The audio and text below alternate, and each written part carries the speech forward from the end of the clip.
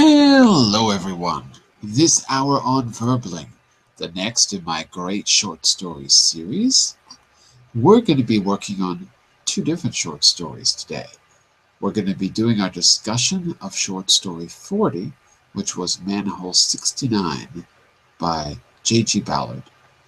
And we're also going to begin a new story by a new writer, a story that's been recently published, actually, but one that is similar, we'll say, in theme. Akita by Daniel Torde. So, we'll begin that in just a minute. First, a little bit about me before we begin. I'm John Eric, your Verbling teacher for this hour. I'm an American teacher from New York, hanging out in Lisbon, Portugal to bring you this class. By the way, here are 3 quick rules to help you participate. Don't forget to turn off, tune in, and open up. That means, when you're not speaking, try to turn off your microphone so we keep the classroom nice and quiet. When you are speaking, tune in to the new words and the new expressions you're learning. Use them as actively as you can so that I can correct you and give you feedback. Finally, open up to your classmates. Relax and have fun. We're all here to learn, and this is a safe and respectful place to practice your English. And that is all you need to know about me. What about you? Hello, Daniel, and I remember the hair, but I forgot. Oh, Laura. Right, that's right. I remember the hair, but I forgot the name. Hello, Daniel. Hello, Laura. Hello. Hello, Raphael, too. How are you? Hello, I'm pretty well, thank you. Okay, very good. So, we should have a full class because we have a lot of people signed up. We'll give them a few minutes to come in. First question. Did you all have a chance to read the entire story from last week? Not the new one, the one I posted, but the one from last week. Because we were just a few paragraphs short of the ending when we ran out of time. I need an explanation. Oh, good. Okay, but we'll do it today. What about you, Laura? Did you have a chance to read the whole story? I'm sorry, not. So, you were in the last class, but so you missed the beginning of the story, right? Yes. Okay. Yes. But I'm going to read it on my own this week. Please do. It's a long story. Yes. But It it's doesn't worth matter. I need to read as much as I can. So, let's do this. There should be some other people joining us, but let's talk about the ending, okay? So what I'm going to do, share my screen. Whoops, no, I can't share my screen yet. 1 second, I have to fix the Hangout. 1 moment. I'm going to share my screen with the material. First, let me show you this. As you know, all the class material is always down here under the video window. We're going to start first with the story from last week. There's the link to it. And when you open it, of course, you've got this picture you might remember from last week. And what I want to do is jump down to the ending because we didn't really read it. So we're going to go down to part 6, which we did read, but I want to go just down to the last page because I want you to remember, and we didn't quite get to the ending. So let's maybe just read this last little bit here. This part here. There's a rap on the door. So it's just a few lines, but that's kind of where we stopped. So, what was the last thing you remember, Laura, at the end of the story from last week? You remember the doctor came back into the gymnasium? What did he find when he returned? And the patient were at the gym. And, that's right. Was there and anything? They seemed like they were they were like out of any sense, or they were like vegetables, no? Vegetables. Yeah. We have a word for that. Probably the same word in Spanish. Catatonic. Catatonic, yes. So the doctor came back and the patients were catatonic. Yeah. They weren't responding like vegetables. Right. And how many patients were there, Laura? Do you remember?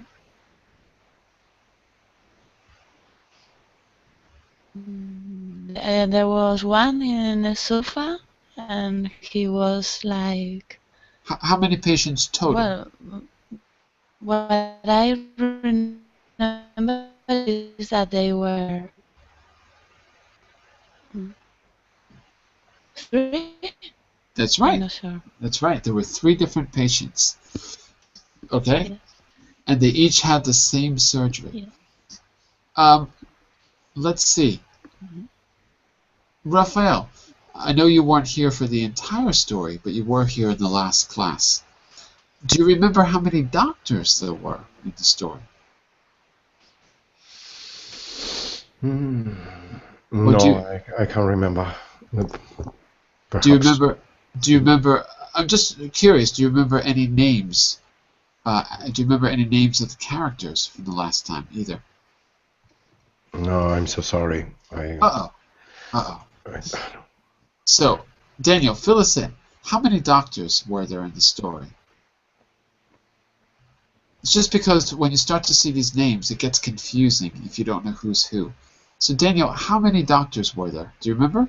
Daniel? Daniel! Daniel! What's happening with Daniel? Is he sleeping? Daniel's sleeping. Well, my answer, since Daniel is not answering, my answer is that there was basically 2. There was Neil, who was the main doctor, and this guy Avery, who was like his assistant. At the end of the story, Neil was very angry with Avery. Do you remember why he was angry? Anyone? I think that it's supposed that he has to look after them. Yeah, that's exactly right. So what does Neil think that Avery did wrong? Because he didn't was observe them and look at what they were doing. Yeah, he stepped out of the room to like fill in a report or something. He also got tired of being in the gymnasium. Okay. So he stepped out of the room, and the moment he stepped out of the room, everyone went crazy.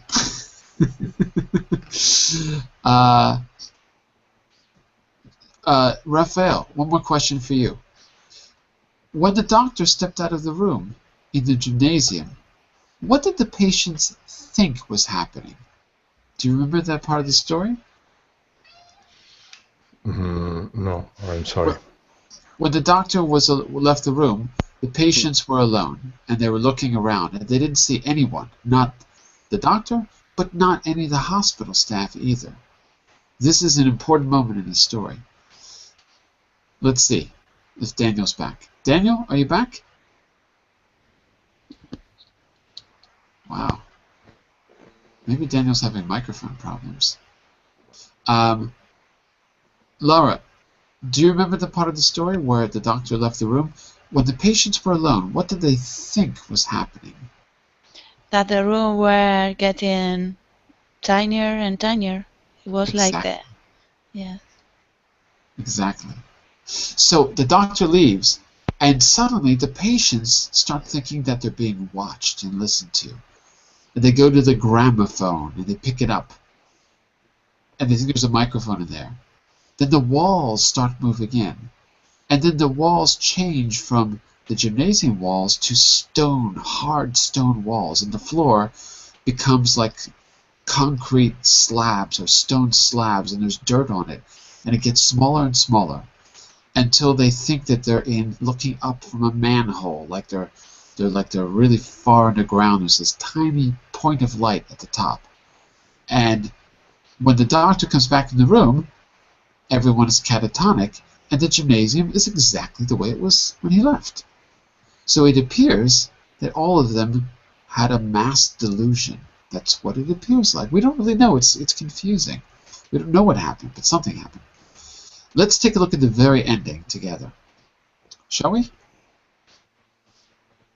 By the way, if there's any problems with the Hangout, just let me know, because I'm hearing a lot of I got some noise on the line on my end, and I can't hear Daniel at all, so I don't know what's happening.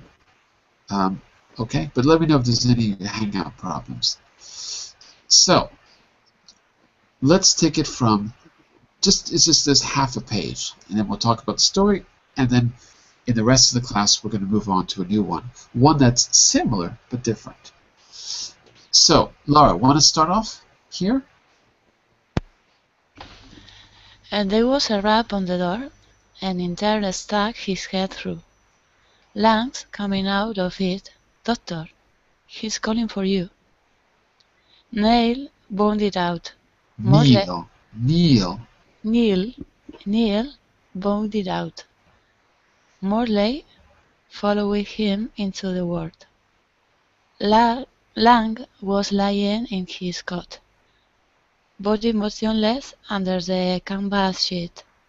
His lips were parted slightly. No sound came from them, but Morley, bending over next to Neil, could see his iod bone vibrating in spasm. He's very faint, the intern warned. Right. So Lang is the patient, Neil is the doctor who performed the surgery, Morley is the doctor who left them alone for a moment. And what could Neil see? Maybe this part is a little bit confusing. What could Neil see that Lang was trying to do? Laura, what could Neil see? Neil could see his hyoid bone. What does that mean? Forget about the fancy words. What's he really looking at? He was trying to make him come to this world? Well, Lang is already trying to do something. Lang is not catatonic anymore. You don't need to know what a hyoid bone is to know what Neil is seeing. He's looking at his throat. Lang. Yeah. Go ahead. No. You can explain it better than me. No, I'm just saying he's looking at his throat. That's all. So what does Neil appear to be doing? He's very faint. What does he appear to be doing? He's trying to I don't know the verb in English, really. The verb is because to speak. To speak. Yeah, he's trying to speak. Yeah. And the intern says he's very faint. By the way, quick welcome to Vincenzo, who's joining us right now. Hello, Vincenzo. How are you? Hello, Vincenzo. Are you there? Maybe there's a Hangout problem because everyone seems to be not connected. Let's see. Vincenzo, I can't hear you. Daniel, are you there? The room is getting smaller. Where is everyone? The walls are caving in. Raphael, are you there? Hello? Yes. Okay. Well, at least I've got you and Laura. I see Vincenzo, I see Daniel, but I don't know why I can't hear them. And I don't see anything in the chat window either. So Catatonia could be. Maybe, I don't know. Let me just double check if I'm getting any messages anywhere else. No, I don't see anything. Alright. Well, Vincenzo left, so maybe there's a Hangout problem. I don't know. Okay, so the point is, Lang is not catatonic exactly. He's trying to speak. The intern says he's very faint. That means you can't hear him. Okay, so Raphael, why don't you take it till the end of the story? Last little bit. Yes. I can see it properly. I pulled up a chair and sat down next. Nail pulled up a chair and sat down next to the cot. He made a visible effort of concentration, flexing his shoulders. He bent his head close to the lance and listened. 5 minutes later, it came through again. Lang's lips quivered. His body arched under the seat, straining at the buckles, and then subsided. Nail, he whispered. The sound, thin and strangled, seemed to be coming from the bottom of a well. Nail.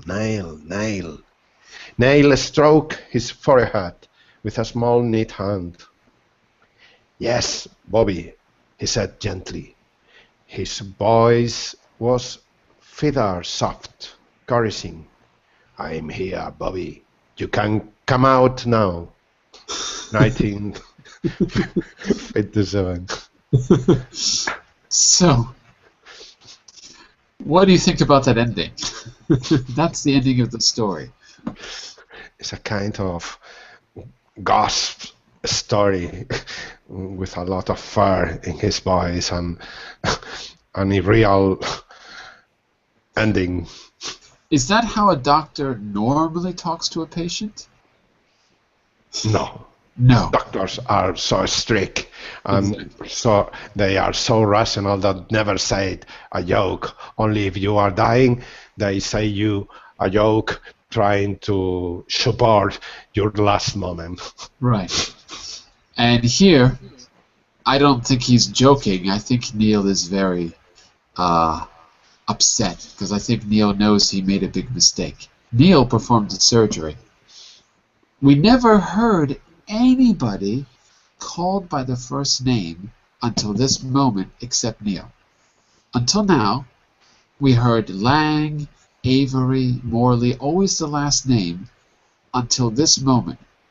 So it's a very interesting moment in the story because now the patient and the doctor are somehow equal. And it's the first time in the story that it happens in the very, very, very last line. I don't think it's a coincidence. I think that J.G. Ballard did that very purposefully. If that's true, if my theory is true, why are Neil and Bobby equals in some way? Think about that as a kind of a metaphor. Why are they somehow equal? Bobby is lost in catatonic, struggling to kind of speak, but he's not. He's still kind of a vegetable. Bobby is Lang, I guess. Neil is sitting by his side, almost like this is his sick child. But now they're on a first-name basis, Bobby and Neil. In what way, if you follow my line of thinking, in what way are they equal now? Does that make sense, Laura, my theory? I don't know, because this is a really, really creepy story. It is. And maybe my mind is not as much as imaginative that it should be to think about anything. Well, it's creepy, and everything he wrote was creepy. So, yeah. Talk about that. What's creepy about the ending? It's a very creepy story. What's creepy about the ending for you? But creepy is that suddenly it seems like he's dying or is completely, absolutely catatonic, and suddenly he starts speaking. Yeah, that's weird. He's speaking, and also look at the way he's speaking. He's calling out the name of the doctor as if from the bottom of a well. What's a well, Laura? What's a well? At the bottom. If you have a farm and it has no running water, it must have a well. Ah, okay. Like a pit. Exactly. Okay. Right? Like a pit. So he's calling the name of the doctor, but it sounds like he's calling from the bottom of a well. Remember the delusion that all three patients had earlier? What happened in their hysterical delusion? Remember earlier when the doctor left the room? What happened? Is that they were catatonic? I don't know. Yeah, but what happened in their minds? We got to see what they were seeing.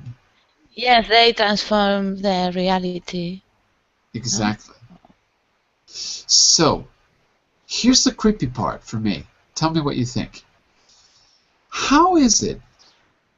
We don't. I mean, what's happening in reality? That's one of the creepy parts. What's real and what isn't? Because that's, to me, what makes this kind of story, particularly when it was written in 1957, that's one of the interesting points. Maybe it's something historical. Reality is being questioned. And I think that's what makes this a modern short story. It's not like other short stories. And I think it's even a little bit ahead of its time. Although much about this story seems out of date, because it's really from the 50s, something about it seems completely fresh, like it could have been written today. Someone could make this into a movie right now, and it would probably work. The creepy part is, I can't tell what's really happening. Can you? Yes. Is it possible that three people can suffer the same illusion? Do you think that's even possible? Well, I don't know, because there were a time that the doctor were doing investment in the brain of human, and there is a good film. I don't know in English. The title is with Nicholson. It's in the 70s, and it's a similar plot, because they were in a mental place. The title of the film is One Flew Over the Cuckoo's Nest. Yes, that's film, and for me it's similar. Could be. It is very similar. No? Yeah. Yes. It's 10 years later than this. The book was written 10 years later than this, and it's a true story. The author wrote about his experiences being put in a psychiatric facility. Yeah. But it's a novel, so he wrote about his experiences, but he also wrote it as fiction. So it's based on his what he went through. But of course, he didn't end up getting a lobotomy at the end. Yeah. Yes. Yes. Yes. I love this film. It's really, for me, it's really good. And in this plot, it's similar, no? If someone makes something in your brain in the same part of everybody, maybe the consequences can be the same for everybody. No? Certainly could be. I mean, by the way, think about the time period. Do you know what was still happening in the 50s? Do you know what was still happening, which doesn't happen anymore? They were doing that surgery, the one in One Flew Over the Cuckoo's Nest. People used to get lobotomies. Yes. That means that they detach the frontal cortex, part of the frontal cortex of your brain, the part where you think. They sever the nerves to the rest of the brain, and they were doing that surgery even in the 1950s. Now, during the 50s, psychoreactive drugs started to be used more and more, and it wasn't necessary to do radical things. But at the time, they really thought that doing a lobotomy was a good idea. Can you imagine? They were doing shock therapy all the way up into the 1980s. That means they put, like the way they start your heart. If you have a heart attack, they were doing that to your head, all the way through the 50s, 60s, 70s, and even into the 80s. And now I think we know that doesn't really work. It's just they do something like it, but in a much more controlled way for people who have seizures. And they do brain surgery for people who have seizures. They'll cut the corpus callosum between the two hemispheres of the brain for people who have severe seizures. That's one way. When there's no other hope, that's something they do. And then that means that you are now two people who think different inside of one head. And they've done experiments where one half of the brain has a really different identity than the other. So that's pretty creepy.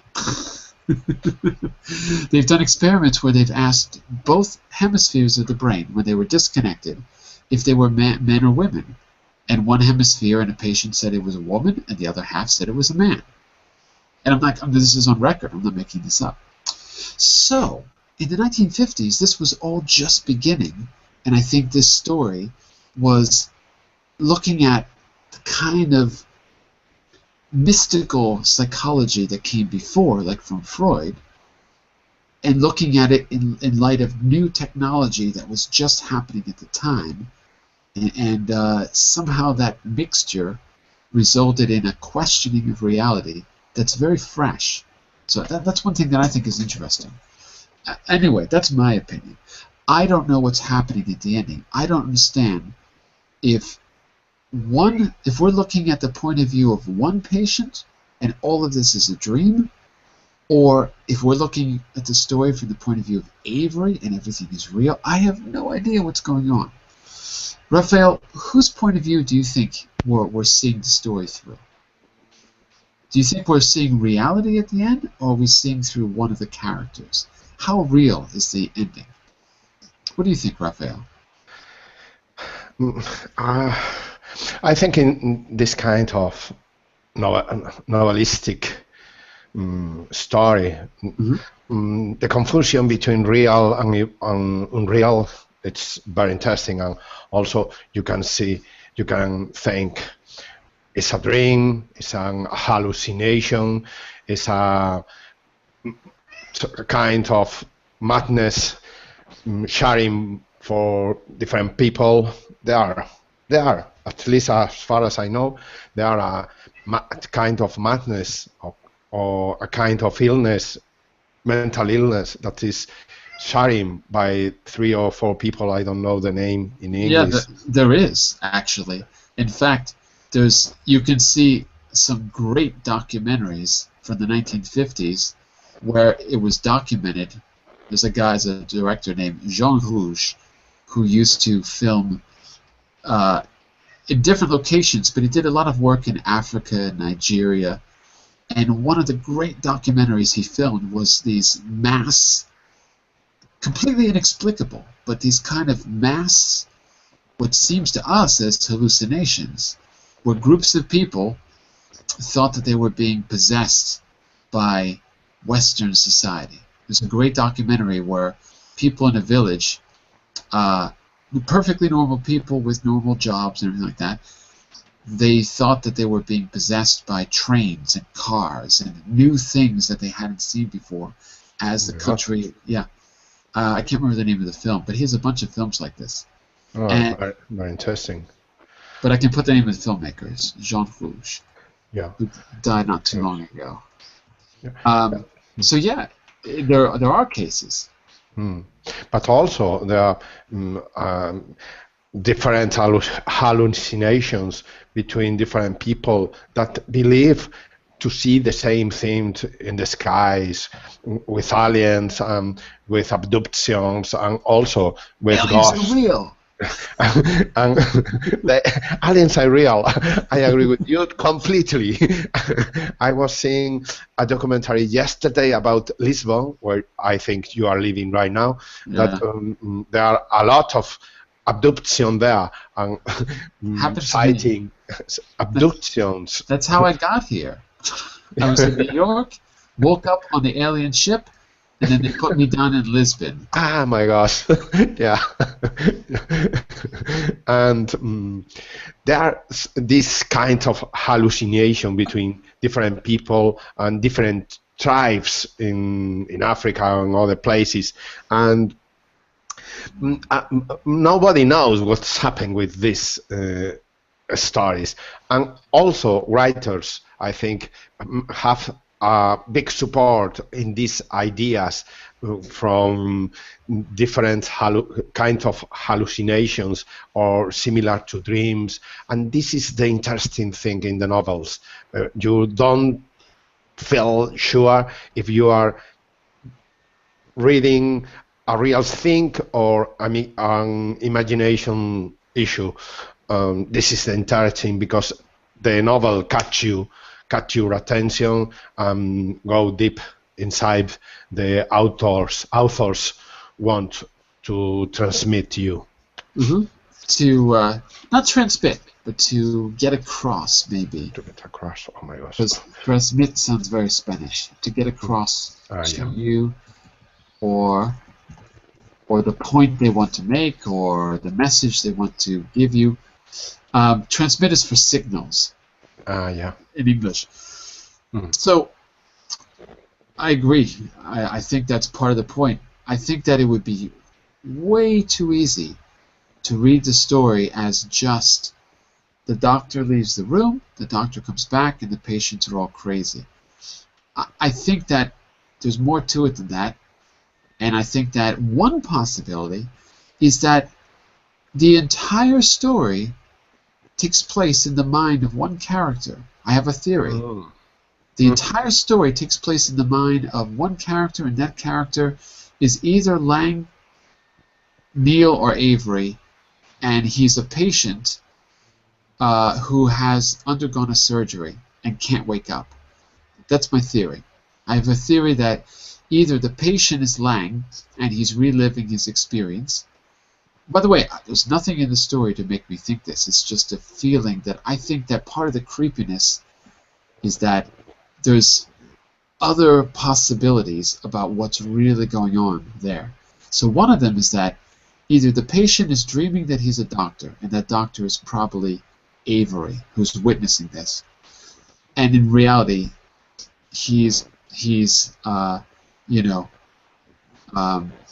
seeing both points of view. Or, I'm stretching it a little bit because, of course, there's two different scenes. One where the doctor leaves the room, and the other where the patients have the hallucination. But there's a suggestion that things are not quite real. Anyway, just keep that in mind. Just an idea. Let me ask you a question. I've got some questions for you there. I was going to begin a new short story today, a short story that's a kind of science fiction like this one. So what would you prefer to do? Because we lost Vincenzo and we lost Daniel, and I have no idea if people are having connection problems or not. But should we begin the new story now? And maybe we can go back to these discussion questions if you want to read the story in full later. Or what would you like to do? Well, I don't know. For me, reading is whatever you want. It doesn't. What do we decide? What do you want, Rafa? I think it's because I have no idea what's happening in the reading, and also Laura, I think. Yes, I'm a little lost with this We can have a conversation around the issue or different items. More than reading, because there are a lot of classes with reading. We could take the advantages. We are only two in the class and talk about different topic connected with the story. Okay, that's fine with me. Yeah, Rafa, for example, aliens is very interesting. Well, what I would suggest that you read the rest of the story on your own, and in the future we can talk about it a little bit in a future class. Just one quick question also. I may need to change. I can't have the class with two people in it. It's not possible. Verbling won't let me because it just won't work. But what I could do, because I think it's very important that we have some classes that are different than the rest, particularly classes about culture. And I don't want to lose this class. But maybe I could change it so that you do the reading on your own, and we just meet to have a discussion. So to not lose the class, what I could do is move it to once a week, maybe on a different day, assign a story which I can help prepare you for, and then in the following class, after a week, you would have read it, and we'll discuss the story, and I'll help you with, so maybe I'll help you with the vocabulary before you read it, and some questions to get you thinking about the theme. Then you read it during the week, and then the next class, we discuss it, and then I introduce a new story, and we go on like that. If that sounds like a good idea, then if you like that idea, then we can keep doing the class. I just need to know when the best day would be, because probably my feeling is that if I move it to a Friday, like this hour or the next hour after on a Friday, it would give you a full week, and you could read the story right away on the weekend. Maybe Tuesday and Thursday is a bad day for this kind of story. So just before we start talking about aliens, I just kidding. what about doing the class on Fridays at 11 Spanish time? Doing it once a week on Fridays at 11 Spanish time, and you do the reading outside of class. What do you think about that idea? Good idea? Bad idea? Well, in one hand, it's a good idea because we can talk about the story. Mm-hmm. But reading is good too because, for example, I read on my own, Mm-hmm. and I read in my Spanish zone. Right. But well, everything I like your classes, so whatever you want to do for me is good. It's just because I need to find a way to have yes. 4 or 5 people minimum, or I can't run the Yeah. class. That's the problem. So Yes, then yes, yes. you're here, Daniel's here, Raphael. It depends on your schedule. I know when you can be here, you will be here. Sylvia is normally here, so the 4 of you, I can run it. But maybe Tuesday and Thursday isn't really a good time. Maybe on Friday. I don't know. I'm just trying to think of a time when Yes. it might be more appealing. I suppose I could do it on a Saturday, but I don't really work Saturdays because I'm exhausted. So that's the only problem. But this is not a very exhausting class. On the weekends there are a lot of people. The classes are crowded. But that's a good thing for a reading class, don't you think? I don't know, because you are like 1 hour in front of the screen, but you don't really have an active part of the class because there are no time for everybody. Oh, if the teacher's good, then everyone has a part. Everyone has equal time. Yes, that is. Well, No, it's a good idea. We can try it on Friday. I don't know, Rafa, if it is agree. Raphael, it I'm depends on not your schedule. available. So, yeah, I have a crazy schedule. Well, we'll think about it. We'll think about it. So look, talking about the theme of the story, take a look at some. I asked in question 2, what is the philosophy of the characters toward the species, the human species, the future? Do they all share the same ideas? Okay, if you've missed some of the story, that might not be clear. But I gave you an example. Take a look at this example. In fact, Laura, could you read this for us? Let's see if this is clear. Marley murmured something, but Neil ran on in his clipper voice. None of you realize it yet, but this is a big advance as the step the first ichthyoid took out Ichthyoid. Took out of the protozoid sea 300 million years ago. At last we freed the mind, raised it out of that archaic swamp, Archaic swamp called sleep, is nightly retreat into the medulla, with virtually one cut of the scalp. We've added 20 years to those men's lives. Now, there's a lot of fancy words, but what do you think the doctor, Morley, what do you think he's referring to here? Just work on what you do know. Don't worry about all of those extra words. What do you think he's referring to? This is an example of what I would call the philosophy of the characters. So, Laura, what do you think Morley is talking about here? What's your impression? He's trying to make a big advance on mankind. True. And no, because and by doing what? Look at the last line. With virtually one cut of the scalpel. What's a scalpel? Do you know? Scalpel. No. Scalpel is a surgical knife. Huh? Okay. When you perform surgery, not with a knife, but with a scalpel. Okay. Because it's very, very sharp and very precise. Okay. So he's referring to the operation that the 3 patients had. Mm-hmm. Now, what is his philosophy? Why did they do the operation? And this paragraph is a good key to that philosophy. An ichthyoid, you probably know what that is because it's a Latin word. Yes. What is it? Do you know?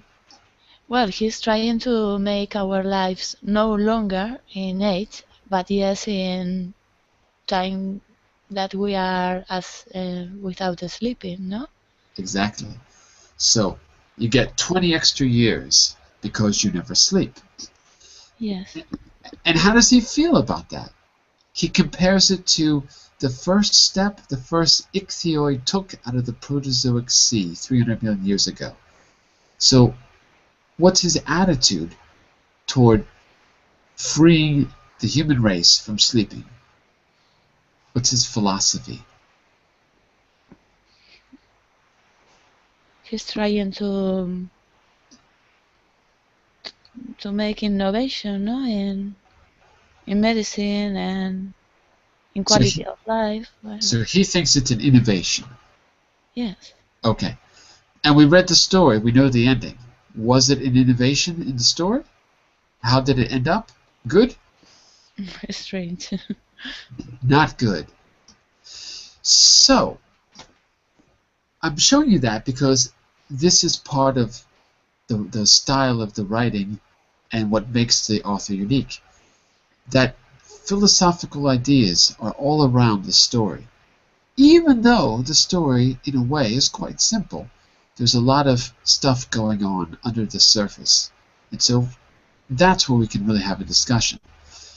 What do you think Morley's attitude it's actually not Morley, it's really Neil who's speaking here. Neil's the one who thinks this is the big advance. What do you think, how is Neil's attitude toward the surgery similar or different to our attitudes today about new things, new technology, new medical treatments?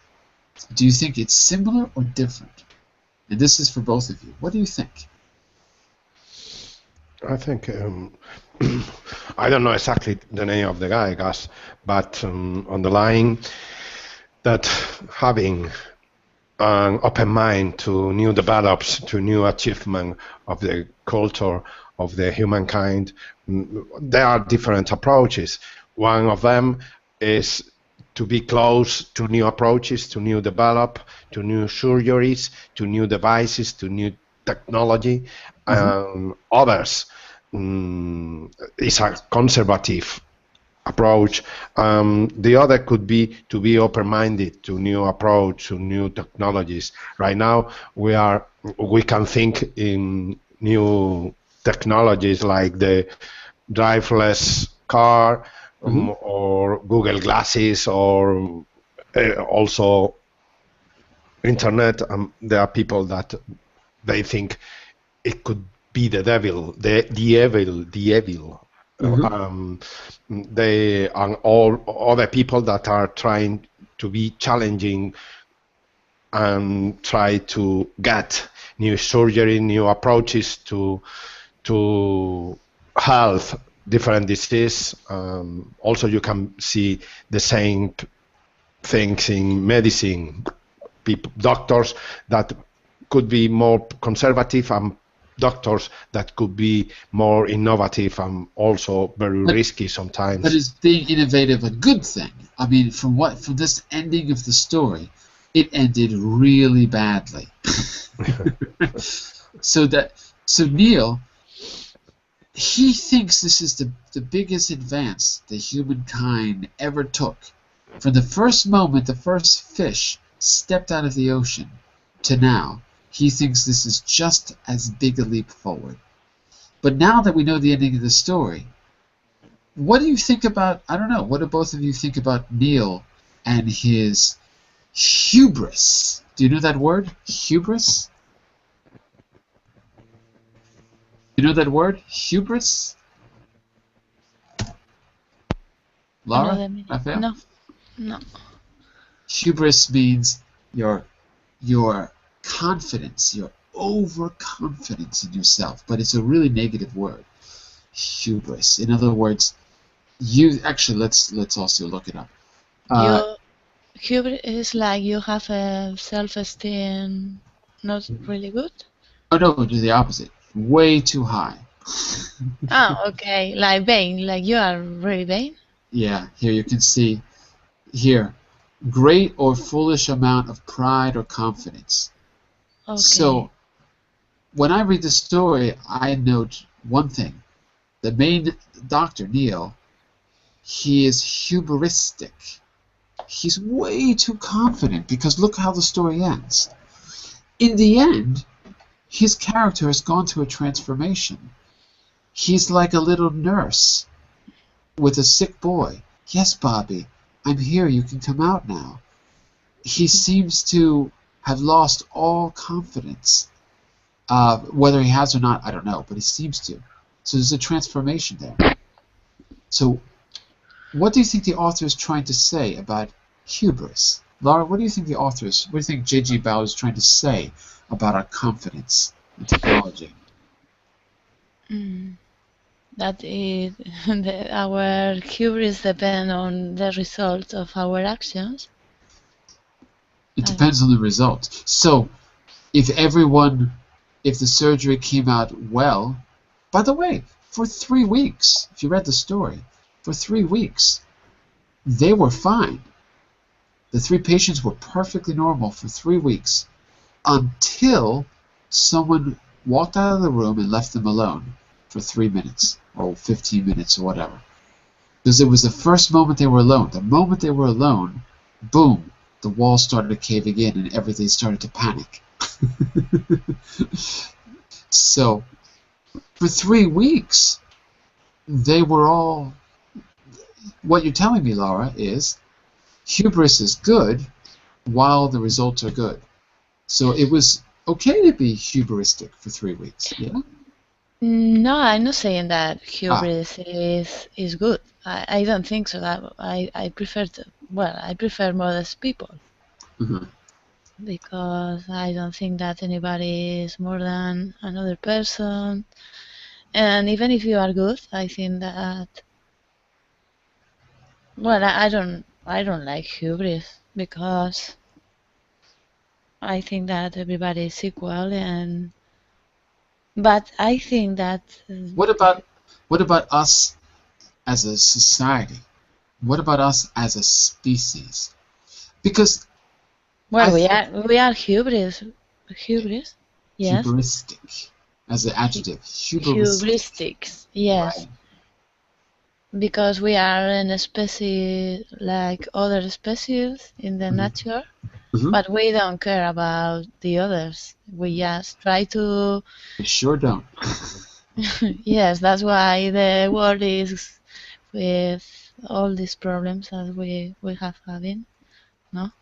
Because if you don't care the place where you live, and there is not a balance in the nature, there are consequences. There are consequences. Do you think this story is about consequences? Well, I suppose when you are doing an experiment, there must be consequence, no? Because you are modifying something, Right. and obviously it's going to be a change. Could be good or bad. Now the question is, do you think the author is trying to make a statement about risk? I have a feeling that he's trying to say something because Neil makes this profound statement. None of you realized it yet, but this is as big in advance as the first time a fish stepped out of the ocean. And in the end, he turns from Einstein to Florence Nightingale, and he's like a little nurse. And suddenly, he's got to deal. Neil has to face his consequences. That's really what the story is about, actually. It's really, Neil's not even a character in the story for most of it. He's gone. And only at the very end, suddenly, he's got to face the consequences of his confidence. So, I wonder if there's similar situations out there in reality that we can draw a parallel to. This story was written in 1957. Would it be different if it was written today? Do you think there'd be any differences? Yes, I think that nowadays, even if we are just a number, or you cannot treat people as in this novel nowadays, I think. So what do you mean? What would be a difference? For example, there were a period of time that all the pharmacies business was doing different experiments with different types of toxic substance in Africa, and Right. they Well, were there with Not the pharmacies, but you mean pharmaceutical companies, like big. yes. Right. Okay, yeah. Yes, and even though nowadays, because we are more concerned about a lot of things, Mhm. we don't want. There are a lot of people who is against to use animal leather. There are another mentality, I think, no? Even Yeah. if at the end of deeply is the same, because at the end is the same. But there are different movements of people who are more green. I don't know how to explain it. Yeah. No? It's At the end, I think that this is the same because we don't really know what is happening. We well, only know what they want to let us know. And but we do have evidence that people are far more sensitive to yes, these issues than they ever were. There's a lot of evidence. Like, yes, look at Spain. Protests for the yes. last couple of years, you know. I mean, Yes, but for example, the other day I read an article right. and in September there was a very big demonstration against. Well, there was a demonstration about global warming in London, Hmm. and then they want to do another one. I don't know if in this month or the next month. But British government has said that if they want to do this demonstration, Hmm. they have to pay the money that the security cost. Well, So, there's so at the end, even if you want to complain or make a demonstration, the system always find the way to let the things difficult. No, at the end. but it's also a Well, sign. I'm an assertive person. I'm so sorry, maybe because I'm getting older. Old. But maybe it's a sign that there's more people that are actively engaged in those protests because they Yeah. wouldn't have to do anything. Yes, but at the end, the system always, even if you can do something, they always find a way Mhm. that can do the things more complicated, or you have, for example, in this demonstration, no? Mhm. If they want to do it, they have to pay the money for the security. So Well, they you don't have to be to. rich for make a demonstration in nowadays. They don't really have to. That's just what they're saying. Uh, There's no way to stop 100,000 people from gathering. There's nothing. No one can stop it. So But you need the approval of the government for making a demonstration. If yeah. you don't have the Well, approval, you can go to jail. did Gandhi get approval from the UK, from England, to march to the ocean and pick up salt? No, he just did it. He didn't ask anyone's approval, and that was the point. If you have enough people, you don't need anyone's approval. Right? So I totally agree with you, but I also think that maybe that's a sign that there's so many more people participating now than there were in the past. The fact that they have to make obstacles means they're already afraid. Yes, You know? but I think that is a consequence. In the 80s, for example, in Spain, Mm-hmm. the economical and social situation was completely different because in Spain there were a dictator till 70s, Mm-hmm. and suddenly there were a period. 78, wasn't it? Yes. Yeah. So in Spain, for example, suddenly the people discovered that what freedom was, and there were a lot of people, activist people. Mm-hmm.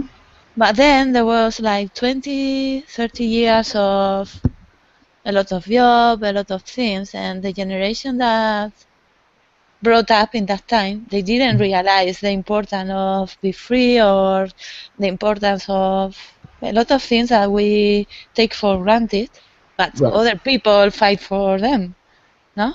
Yeah, absolutely.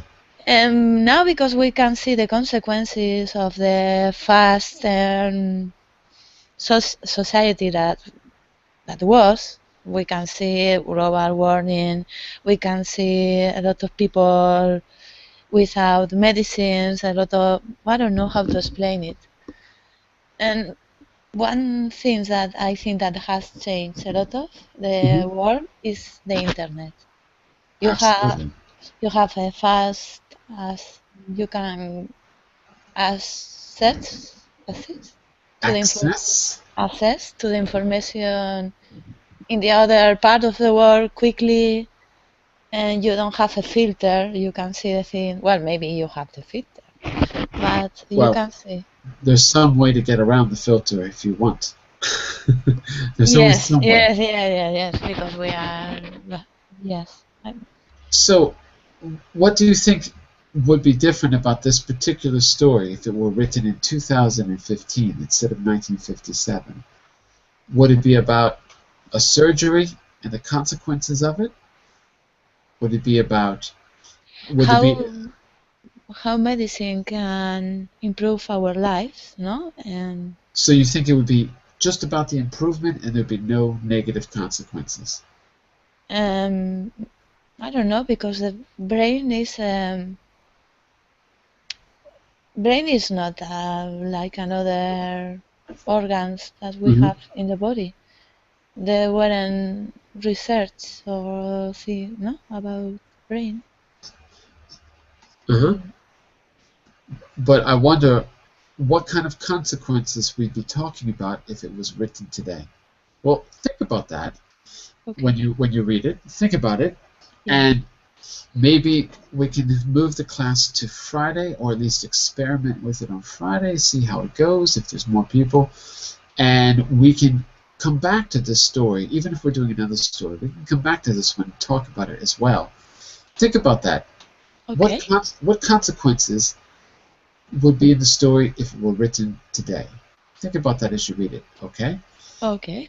So, I'm going to start the business class right now. Okay.